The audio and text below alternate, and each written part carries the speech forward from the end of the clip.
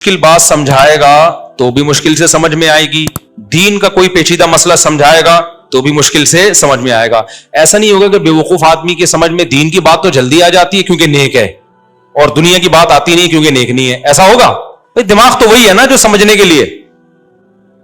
क्या ख्याल है भाई, गलत तो नहीं कह रहा मैं?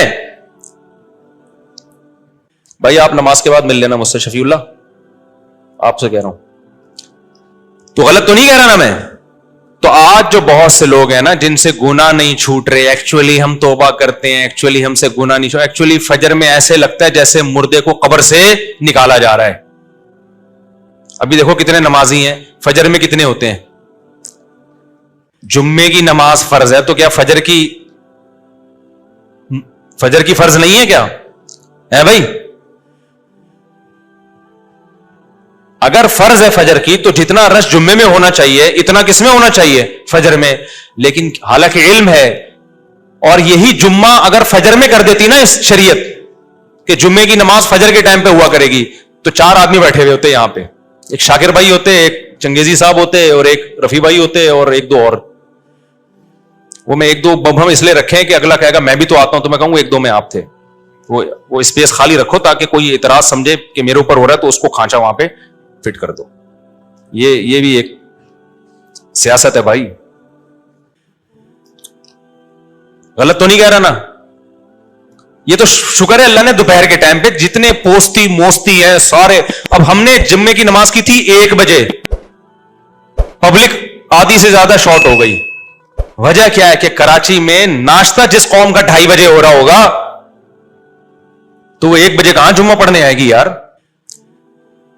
तो हम सब, मैं इसमें अपने आप को भी दाखिल कर रहा हूं। मैं कोई ऐसा नहीं हूं कि मैं कहूं मैं बहुत आगे जा चुका हूं, बहुत बाहिम्मत आदमी हूं। मैं जो नसीहतें कर रहा हूं मैं खुद भी अपने आप को इसमें शामिल करके, तकरार की नहीं है, ताकि मुझे भी तो हिदायत मिले। अगर मेरे अंदर सुस्ती है तो वो भी दूर हो।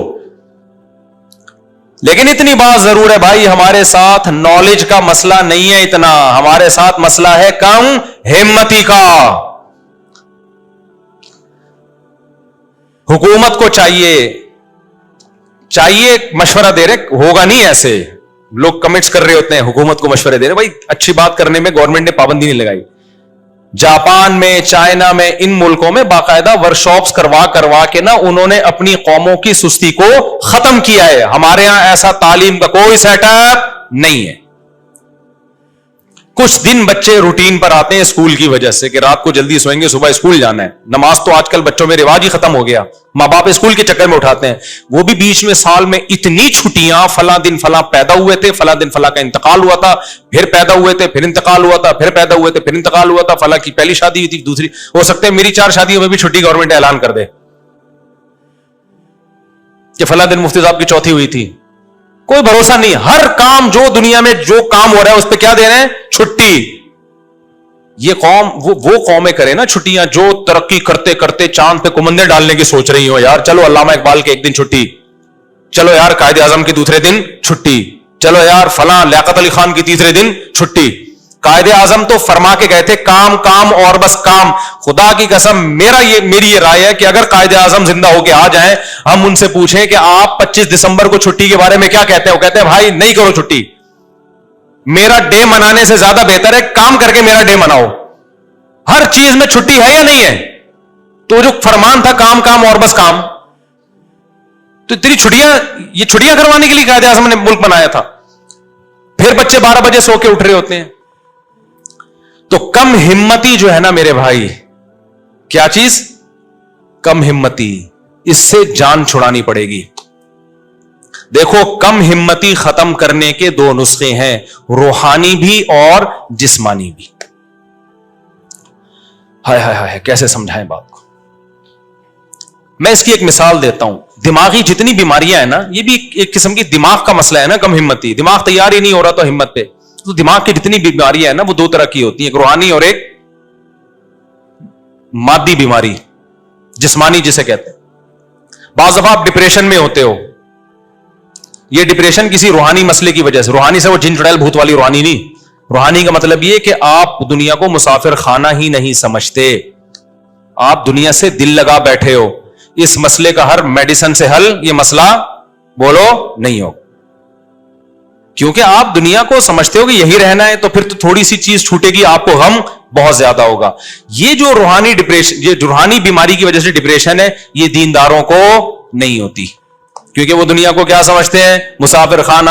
اصل کیا ہے ان کا, آخرت. وہ بڑے سے بڑا غم بھی برداشت کر جائیں گے,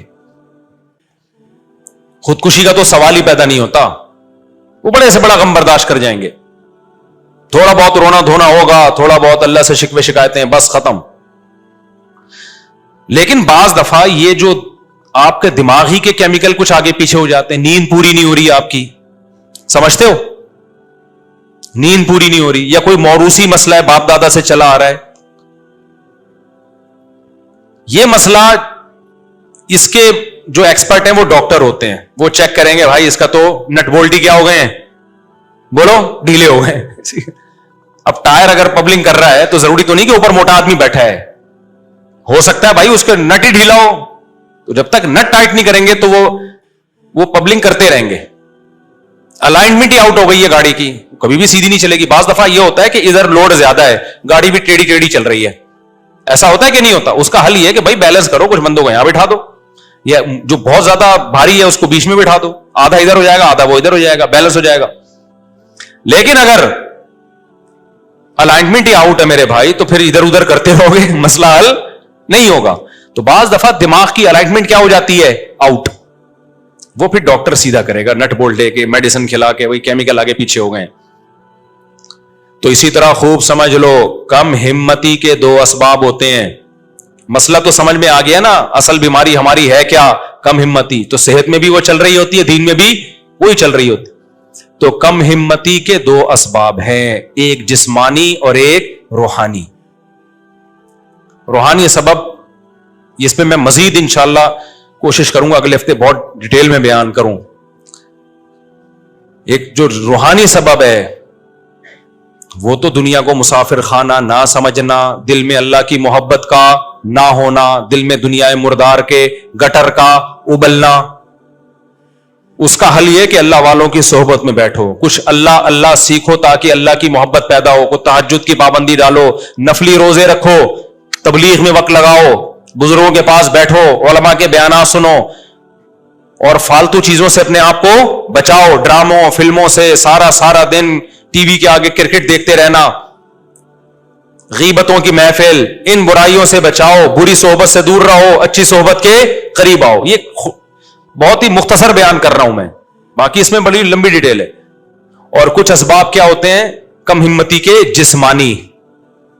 جب تک آپ کی خوراک ٹھیک نہیں ہوگی, لائف اسٹائل ٹھیک نہیں ہوگا, نیچر کے مطابق نہیں ہوگا, آپ پوستی کے پوستی رہو گے. سست لفظ مجھے برا لگتا ہے, ہم لوگ سست نہیں ہیں. سست تو ایک ہمارے لیے اعزاز ہے, کوئی ہمیں کہتے ہیں سست آدمی, یہ تو اعزاز ہے. ہم سست سے اوپر کی چیز ہے. وہ کیا ہے, کہتے ہیں نا پوستیوں کی طرح پڑا رہتا ہے. بے پوست نہیں, وہ پوست کی کاٹ جس سے چرس ورس وہ پڑے رہتے ہیں نا, ہم لوگ کی وہ کیفیت ہے. سست کا لفظ کیا ہے ہمارے لیے, یہ سست کے لفظ کی توہین ہے ہمیں سست کہنا. سو رہے ہیں تو سوتے رہیں گے. یونیورسٹیوں میں جا کے کیا کر رہے ہیں, ہم نے بھی دور گزارا ہے بھائی, کالج کا, اسکول کا, ہمیں نہیں پتا وہاں کون سا پڑھ رہے ہوتے ہیں جا کے. ٹیچر ٹائم پہ نہیں آ رہا ہے تو دل جمی کے ساتھ پڑھا نہیں رہا ہے. بیٹھ ہی نہیں جو سیدھا سکتا. ہم کوئی ایک بندہ دکھاؤ جو سیدھا بیٹھتا ہو. آپ جب بھی کسی کو دیکھیں گے نا دفتر میں, یوں یا ٹیڑھا بیٹھا ہوا ہوگا, یوں بیٹھا ہوا ہوگا, یا یوں کر کے بیٹھا ہوا ہوگا, یا پیچھے کو جھکا ہوا ہوگا, ٹیڑھی گردن. جو قوم سیدھا بیٹھ نہیں سکتی وہ قوم سیدھا صرف بیت الخلا میں بیٹھتے ہیں. میں نے اپنے شیخ و مرشد مفتی رشید احمد صاحب کو کبھی ایک ٹانگ کے سہارے پہ کھڑے ہوئے نہیں دیکھا. میں نے جب بھی کھڑے ہوتے تو دونوں پاؤں پہ برابر. سمجھ رہے ہو کہ نہیں سمجھ رہے؟ وہ کہتے ہیں بہت معیوب حرکت ہے کہ آپ یوں کھڑے ہونے کے بجائے یہ ٹانگ ٹیڑھی کر لیں آپ. اور میں نے اب حضرت کے بعد کسی کو نہیں دیکھا کبھی دونوں پاؤں پہ سیدھا کھڑا ہوا ہو. ٹھیک ہے بھائی, دونوں پاؤں اللہ نے اس لیے دیے کہ دونوں پہ بیلنس کیا ہو, برابر. لیکن ہم اتنے سست ہیں, ہم کہتے ہیں ایک ٹانگ کو آرام دو, دوسری بھی پورا زور لگاؤ, پھر اس کو ریلیکس کرو. حالانکہ بے وقوفی ہے کہ نہیں ہے, جب ایک پہ پورا زور لگاؤ گے تو وہ جلدی تھک جائے گی نا. سستی ہے, پھر اس میں آڑے ترچھے بھی ہو جاتے ہیں, تھوڑے دن تک یوں کرتے رہیں گے تو فرمائی کیا ہو جائے گا, ٹیڑھا ہو جائے گا. بیٹھنے کی پوزیشن, میں بندے کو دیکھ کے اندازہ لگا لیتا ہوں یہ سست ہے یا چست ہے, 2 منٹ میں اندازہ ہو جاتا ہے ہمیں. ہم نے اپنے شیخ کو دیکھا ہے نا, مفتی رشید احمد صاحب کو رحمہ اللہ تعالی, 75 سال میں ایسے ماشاءاللہ وہ یہ کرتے تھے کہ جب دروازہ کھولنا ہے نا, دیوار پہ ہاتھ لگانے کی اجازت نہیں تھی. بظاہر یہ چھوٹی چھوٹی باتیں ہیں, لیکن قوم کا المیہ ہی سستی ہے میرے بھائی, یہ سستی نہیں چھوڑے گی.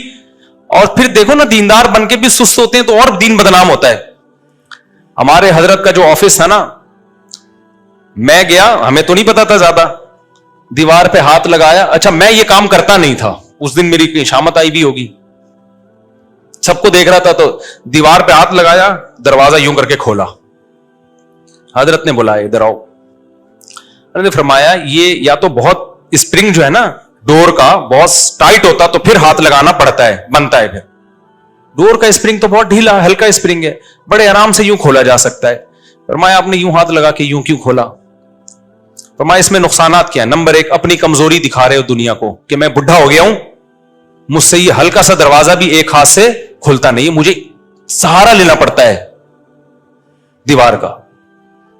سمجھ رہے ہو کہ نہیں سمجھ رہے؟ یہ سہارا لینا پڑتا ہے یوں کر کا. ایک تو اپنی کمزوری کی اناؤنسمنٹ ہے, تو کیوں اگر آدمی کمزور ہو تو دنیا کو کیوں بتائے بھائی. نمبر 2, جب یہ ہاتھ یہاں لگاؤ گے تو دیوار پہ پڑے گا نشان, دیوار ہو جائے گی گندی. اور واقعی وہ آفس میں وہ حصہ کیا لگ رہا تھا, تھوڑا سا میلا, پورے کمرے کے کلر کا بیڑا غرق. تیسری بات, اب اس نشان کو اگر ہم ختم کرتے ہیں, کسی سرف وغیرہ سے دھوتے ہیں, تو یہ جگہ زیادہ لائٹ ہو جائے گی, کلر اتر جائے گا. پھر اس کلر کو کرنے کے لیے ایسا ہی کلر کرتے ہیں تو وہ پھر ڈفرنٹ, اب پورے کمرے کا کلر اکھڑ کے دوبارہ ہی ہوگا. آپ کہہ رہے ہوں گے یار یہ کس قسم کی باتیں کر رہے ہو مفتی صاحب, وہ شادیوں والی باتیں ہی ٹھیک تھیں, یہ کیا شروع کر دیا آپ نے. میں ان باتوں کو چھوٹا نہیں سمجھتا, میں ان باتوں کو چھوٹا نہیں سمجھتا. جب سیڑھیوں پہ چڑھتے تھے نا تو بھی سہارا لے کے نہیں چڑھتے تھے, جب بالکل ضعیف ہو گئے تو پھر آخر عمر میں سہارا لینا شروع کر دیا انہوں نے. ورنہ سیڑھیوں پہ آپ چلو نا, ایسے کیا ضرورت ہے اس کو پکڑنے کی. خیر پکڑ لیں, کوئی شریعت میں حلال حرام کا مسئلہ نہیں ہے یہ, لیکن میں ایک مثال دے رہا ہوں کہ سست لوگوں کے حالات کیا ہوتے ہیں اور چستوں کے حالات. ایک واقعہ سنا کے بس بیان ختم کرتا ہوں, پھر کیونکہ ٹائم ہو گیا ہے. 2 سست لیٹے ہوئے تھے,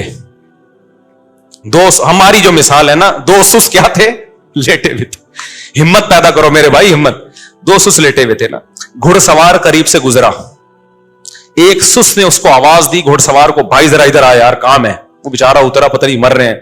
قریب گیا تو کہنے لگا یار میرے یہ بیر کا دانہ یہاں پڑا ہوا ہے, اٹھا کے میرے منہ میں ڈال دے یار, بڑی نوازش ہوگی تیری. اس کو بڑا غصہ آیا کہ یار یہ بیر کا دانہ تو اٹھا کے نہیں منہ میں ڈال سکتا, میں گھوڑے پہ جا رہا ہوں, تو نے مجھے اٹھا کے بلایا, اور اگر تو نہیں کر سکتا تو اپنے تیرے ساتھ جو بندہ لیٹا ہوا ہے اس کو بولتا. تو دوسرا فوراً چیخ اٹھا, کہہ رہا ہے میں تو نہیں کرتا اس کا کام, مجھے بولتا, میں نہیں ڈالتا اس کے منہ میں بیر کا دانہ. کیوں نہیں ڈالتا؟ کہہ رہا ہے کتا میرے منہ میں پیشاب کر رہا تھا, میں ایسے کرتا بھگا, یہ بھگا نہیں رہا تھا, یہ بھگا نہیں رہا تھا. میرے بھائی اگر یہ جو سستی ہے نا, ہم نے